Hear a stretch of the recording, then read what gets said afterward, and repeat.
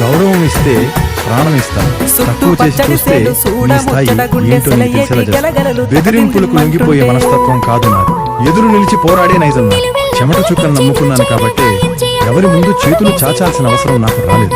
మోసం చేసి గెలవడం కన్నా నిజాయితీగా ఉండి ఓడిపోవడం నా జీవితం, నా ఇష్టం.